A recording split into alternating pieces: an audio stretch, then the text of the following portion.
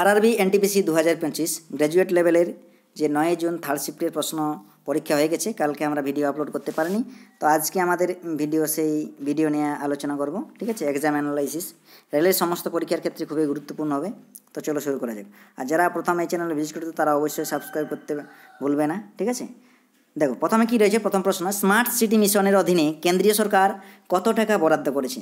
অর্থাৎ আর্থিক অগ্রগতির দিক থেকে এই মিশনের 100টি শহরের মধ্যে 48,000 কোটি টাকার বাজেট বরাদ্দ করা হয়েছে। আজ পর্যন্ত 100টি শহরে 46,585 কোটি টাকা বরাদ্দকৃত বাজেটের 97% যেটা বরাদ্দ করা হয়েছে। অর্থাৎ আমাদের 100টি শহরের মধ্যে টোটাল 48,000 কোটি টাকা বাজেটে বরাদ্দ করা হয়েছে। নেক্সট প্রশ্ন দেখো কি রয়েছে। 2024 সালের ডিসেম্বরে উত্তরপ্রদেশ সরকার কোন স্কুল স্তরের ক্রীড়া ইভেন্টের আয়োজন করেছিল? কোন ইভেন্টের আয়োজন করেছিল? PM Shri school sport cultural event. PM Shri school sport and cultural event. Next দেখো কি রয়েছে। দামোদর নদী কোন মালভূমি থেকে উৎপন্ন হয়েছে? দামোদর মালভূমি কিন্তু ছোটনাগপুর মালভূমি থেকে উৎপন্ন হয়েছে। ছোটনাগপুর মালভূমি ঝাড়খণ্ডের পলমি পাহাড়। ঠিক আছে, এবং মুঘল হুগলি নদী কী হচ্ছে রূপনারায়ণ নদী। ঠিক আছে, আচ্ছা। প্রধান প্রবাহ মুন্ডেশ্বরী খাল দিয়ে প্রবাহিত হয়ে রূপনারায়ণে প্রবাহিত হয়েছে, এবং অন্য একটি আমতা খাল উচ্চ বন্যা এবং হুগলিতে প্রবাহিত জল বহন করে। দামোদরে নদীতে 4টি বাঁধ রয়েছে। সেই 4টি বাঁধ কী কী রয়েছে দেখো। বরাকর নদীর উপর তিলাইয়া বাঁধ, কোনার্ক বাঁধ এবং মাইথন বাঁধ এবং পাঞ্চেত পাহাড়ি বাঁধ। এটি দামোদর নদীর উপর 4টি বাঁধ রয়েছে। নেক্সট দেখো, কোন ছবিটি 2024 সালে সেরা মৌলিক স্কোর বা গোল্ডেন গ্লোবস অ্যাওয়ার্ড জিতেছে? সেরা মৌলিক স্কোর বা কোন ছবিটি 2024 সালে সেরা মৌলিক স্কোর গোল্ডেন গ্লোবস পুরস্কার জিতেছে? অর্থাৎ মৌলিক স্কোরের জন্য গোল্ডেন গ্লোবস পুরস্কার জিতেছে 2024 সালের কে? ওপেনহাইমার কিন্তু গোল্ডেন গ্লোব অ্যাওয়ার্ডস জিতেছে। ঠিক আছে, দেখো সুরকার রয়েছে লুডভিগ গোরানসন। চলচ্চিত্রটিতে তার কাজের জন্য পুরস্কার জিতেছেন। নেক্সট দেখো কি রয়েছে। সারদা সিনহা কোন ভাষায় গান গাওয়ার জন্য বিখ্যাত? সারদা সিনহা কিন্তু মৈথিলি, ভোজপুরি এবং মাহাগি গানের জন্য বিখ্যাত ছিলেন। ঠিক আছে, তাহলে এগুলোর মধ্যে যেটি সেটাই হবে আমাদের কিন্তু অপশানে ঠিক। তিনি বিশেষ করে মৈথিলি ছট গানের জন্য প্রশংসিত হয়েছেন, যা ছট উৎসবের উদযাপনের কেন্দ্রবিন্দু। তিনি হিন্দিতে এবং সংস্কৃত গান গেয়েছেন, যার মধ্যে হচ্ছে मैंने प्यार किया, কাহে তোসে সাজনা এর মতো বলিউড চলচ্চিত্র গান গেয়েছেন। নেক্সট দেখো কী রয়েছে। সেফটি ভাল্ব তত্ত্ব ব্যবহার করে কে মধ্যপন্থীদের আক্রমণ করেছিলেন? সে আক্রমণ করেছিলেন লালা লাজপত রায়। ঠিক আছে, অর্থাৎ চরমপন্থী নেতা লালা লাজপত রায়। নিরাপত্তা ভাল্ব তত্ত্ব ব্যবহার করেছিলেন ভারতীয় জাতীয় কংগ্রেসের মধ্যপন্থীদের আক্রমণ করেছিলেন। তিনি যুক্তি দিয়েছিলেন যে ভারতীয় অসন্তোষের জন্য নিরাপত্তা ভাল্ব হিসাবে কাজ করার জন্য সম্ভাব্য বিদ্রোহ রোধ করার জন্য ব্রিটিশরা কংগ্রেস প্রতিষ্ঠা করেছিল। ঠিক আছে, নেক্সট প্রশ্ন কী রয়েছে দেখো। Doctor B.R.. আম্বেদকরের 69তম মৃত্যুবার্ষিকী মহানির্বাণ দিবস কোন তারিখে পালিত হয়?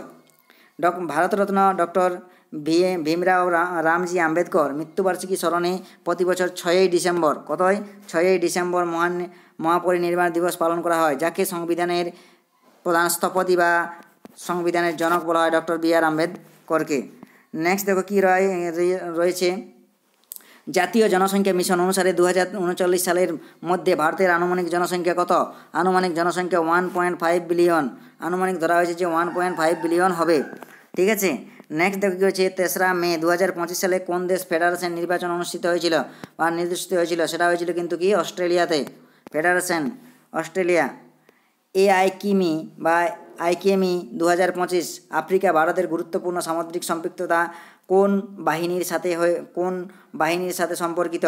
দেখো AI মানেই বলছে আমাদের কি, এ মানে হচ্ছে আমাদের এখান থেকে দেখো বুঝতে পারছি, এ মানে হচ্ছে আফ্রিকা, আই মানে হচ্ছে ইন্ডিয়া।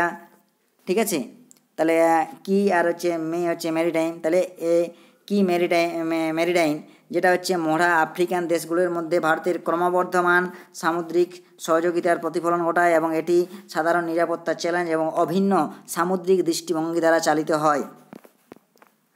জাতীয় কৃষক কমিশন কে প্রতিষ্ঠা করেন? জাতীয় কৃষক কমিশন প্রতিষ্ঠা করেন ভারত সরকার। জাতীয় কৃষক কমিশন প্রতিষ্ঠা করেছিলেন এবং এর সবচেয়ে নেতৃত্ব দিয়েছিলেন MS স্বামীনাথন। তাহলে অপশানে দেখা থাকে ভারত সরকার থাকতে পারে বা MS স্বামীনাথনও থাকতে পারে। কমিশনের কাজ কি? কৃষকদের দুর্দশা মোকাবিলার উপর দৃষ্টি নিবদ্ধ করে, যার মধ্যে ভূমি সংস্কার, সেচ, ঋণ এবং বীমার মতো বিষয়গুলোকে অন্তর্ভুক্ত করা। নেক্সট দেখো কী রয়েছে, মহেঞ্জোদারোতে পাওয়া দাড়িওয়ালা মূর্তিটি তৈরি করেছিলেন। মহেঞ্জোদারো যে মূর্তিটি, সেই মূর্তিটি তৈরি করেছিলেন কে? সেটা আচ্ছা কোন ধাতুর তৈরি? মূর্তিটি তৈরি হয়েছিল কোন ধাতু দিয়ে? এরকম প্রশ্ন পড়েছিল, সেটা কোন ধাতু দিয়ে যদি বলা হয় তাহলে স্টিয়েটাইট ধাতু দিয়ে তৈরি হয়েছিল। মহেঞ্জোদারোতে দাড়ি মূর্তি যা পুরোহিত রাজাদের, দেখো ওয়ার্দি আন্দোলন কোন অঞ্চলের সাথে সম্পর্কিত? ওয়ার্দি আন্দোলন মূলত মহারাষ্ট্র অঞ্চলের সাথে সম্পর্কিত। মহারাষ্ট্র অঞ্চলের সাথে সম্পর্কিত, তাহলে মহারাষ্ট্র হবে সঠিক উত্তর। বিশেষ করে থানে জেলার আশেপাশে অঞ্চলগুলিতে সাথে সেখানে ওয়ার্দি উপজাতি ঘনীভূত বা ওয়ার্দি উপজাতি বসবাস করে। এই আন্দোলন কখনো কখনো ওয়ার্দি আদিবাসী বিদ্রোহ নামেও উল্লেখ করা যায় বা পরিচিত, ঠিক আছে, ওয়ার্দি আন্দোলন। নেক্সট দেখো কী রয়েছে, নেক্সট হিমালয়ের উত্তরতম পর্বতমালাকে কি বলে? হিমালয়ের উত্তরতম হিমালয়ের এটা হিমালয় হবে, ঠিক আছে। হিমালয়ের উত্তরতম পর্বতমালাকে হিমাদ্রি বলা হয়। কি বলা হয়? হিমাদ্রি হিমালয় বা যা গ্রেট হিমালয় বা অভ্যন্তরীণ হিমালয় নামেও পরিচিত। এটি সবচেয়ে অবিচ্ছিন্ন পর্বতমালা এবং এতে হিমালয়ের সর্বোচ্চ শৃঙ্গগুলি রয়েছে, যার গড় হচ্ছে প্রায় 6000 মিটার, ঠিক আছে। নেক্সট দেখো কী রয়েছে, কোন সংবিধান সংশোধনীর মাধ্যমে দিল্লিকে জাতীয় রাজধানী অঞ্চল হিসাবে মনোনীত করা হয়েছিল? কত? 1991 সালে 69তম সংবিধান সংশোধনী আইনের মাধ্যমে দিল্লিকে জাতীয় রাজধানী অঞ্চল হিসাবে মনোনীত করা হয়েছিল। এই সংশোধনী দিল্লিকে বিশেষ মর্যাদা প্রদান করে, যার মধ্যে একটি বিধানসভা এবং একটি মন্ত্রী পরিষদ গঠন অন্তর্ভুক্ত ছিল। নেক্সট দেখো কী রয়েছে, নিচের কোনটি পরোক্ষ কর? নিচের কোনটি পরোক্ষ কর হচ্ছে, দেখো যে পরোক্ষ করগুলো হচ্ছে বিক্রয় কর, বিনোদন কর বা আবগারি শুল্ক যেটা বলি আমরা, বা যেটাকে আমরা বলি সেল ট্যাক্স, এন্টারমেন্ট ট্যাক্স আর এক্সাইজ ডিউটি। এগুলো হচ্ছে আমাদের কি পরোক্ষ কর। এগুলো বাদ দিয়ে যেগুলো ছিল সবগুলো কিন্তু কী হবে, আমাদের প্রত্যক্ষ করের মধ্যে পড়বে।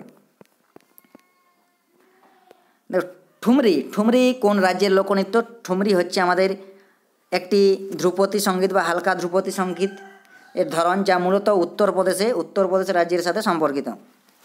এটি একটি রোমান্টিক এবং ভক্তিমূলক শৈলী, যা প্রায় নৃত্য, নাটক, কবিতা এবং লোকগানের সাথে যুক্ত, বিশেষ করে এই অঞ্চলে।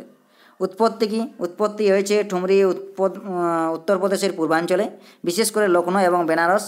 18 শতকে উৎপত্তি হয় বলে মনে করা হয়।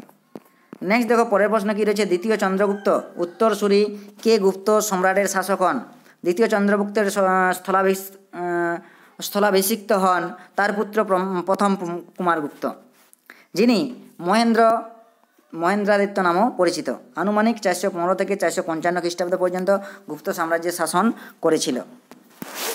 নেক্সট দেখো কী রয়েছে, 1773 সালের নিয়ন্ত্রক অনুসারে মাদ্রাজা এবং বোম্বে প্রেসিডেন্ট সম্পর্কিত কোনটি? সেটা কিন্তু কী হবে, দেখো এটা হতে পারে বাংলার গভর্নর জেনারেল অফ কাউন্সিলের নিয়ন্ত্রণে ছিল, যার জন্য এটা সম্পর্কযুক্ত হতে পারে, বা এর উদ্দেশ্য ছিল যে যুদ্ধ এবং শান্তির বিষয়ে কাজ করা, ঠিক আছে। তাহলে এই আইনের লক্ষ্য ছিল ভারতের ব্রিটিশ সরকার ইস্ট ইন্ডিয়া কোম্পানির প্রশাসনের মধ্যে ক্ষমতা কেন্দ্রীভূত করা এবং আরও একীভূত শাসন কাঠামো তৈরি করা। নেক্সট দেখো কী রয়েছে, কোন অনুচ্ছেদে রাষ্ট্রীয় নীতির নির্দেশমূলক নীতি প্রয়োগের কথা উল্লেখ আছে, অর্থাৎ ডিপিএসপির কথা উল্লেখ আছে? সেটা অনুচ্ছেদ নম্বর 37-এ আমাদের উল্লেখ রয়েছে। ডিপিএসসি হচ্ছে কি আমাদের দেশের শাসন ব্যবস্থার একটা মৌলিক এবং আইন প্রণয়নের সময় এই নীতিগুলি প্রয়োগ করার দায়িত্ব রাষ্ট্রের, যদিও এগুলি আদালতে প্রয়োগযোগ্য নয়।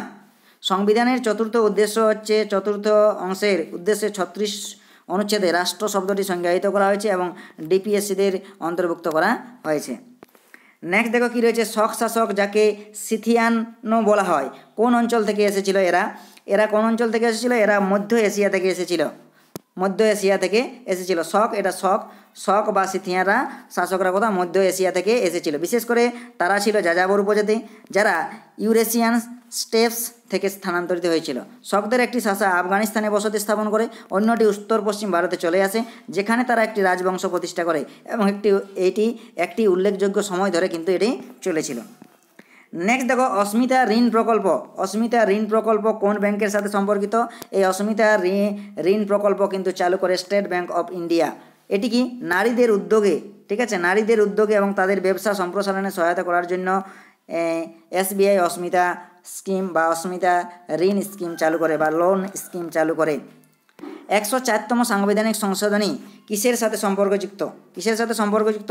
এটা কিন্তু 104তম সংশোধনীটা মূলত লোকসভা এবং রাজ্যসভায় তফসিলি জাতি, উপজাতি এবং অ্যাংলো ইন্ডিয়ান সম্প্রদায়ের জন্য সংরক্ষণের সাথে সম্পর্কযুক্ত থাকে।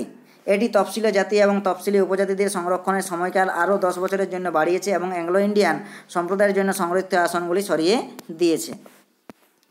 নেক্সট দেখো কী রয়েছে, MS অফিস 365A কোন কিবোর্ডে remove shortcut physical formatting text যেমন বোল্ড বা ইতালিক মুছে ফেলে? তাহলে এটা কিসে মুছে ফেলে? সেটা হবে কি মুছে ফেলে কিন্তু Ctrl+S বার এই কিওয়ার্ড বা কিবোর্ডটি শর্টকাট ইউজ করে আমরা কিন্তু ওই বোল্ড বা ইটালিক বা আন্ডারলাইন এগুলোকে কিন্তু সরিয়ে ফেলতে পারি। যেমন দেখো আরও শর্টকাট রয়েছে Ctrl+B কী করে বোল্ড ফরম্যাটিং চালু বা বন্ধ করা, Ctrl+I রয়েছে ইটালিক ফরম্যাটিং চালু বা বন্ধ করা, Ctrl+U রয়েছে আন্ডারলাইন ফরম্যাটিং চালু বা বন্ধ করা, আর Ctrl+S বার রয়েছে কি স্পেস বার রয়েছে, সেটা ফ্রন্ট স্টাইলগুলোকে সরিয়ে দেওয়া, যে ফ্রন্ট স্টাইলগুলো থাকে সেগুলোকে কিন্তু সরিয়ে দেওয়া। ঠিক আছে, তাহলে এই ছিল আমাদের থার্ড শিফটের প্রশ্ন। ঠিক আছে, থার্ড শিফটের প্রশ্ন যারা আগামী দিনে পরীক্ষা দেবে তাদের কাছে খুবই হেল্পফুল হবে। এবং লাইক, শেয়ার, কমেন্ট অবশ্যই এবং সাবস্ক্রাইব, এবং টেলিগ্রাম যদি PDF নিতে চাও তাহলে অবশ্যই টেলিগ্রাম চ্যানেলে যুক্ত হয়ে যাও, ডেসক্রিপশনকে লিঙ্ক দেওয়া থাকবে। ঠিক আছে, থ্যাংক ইউ।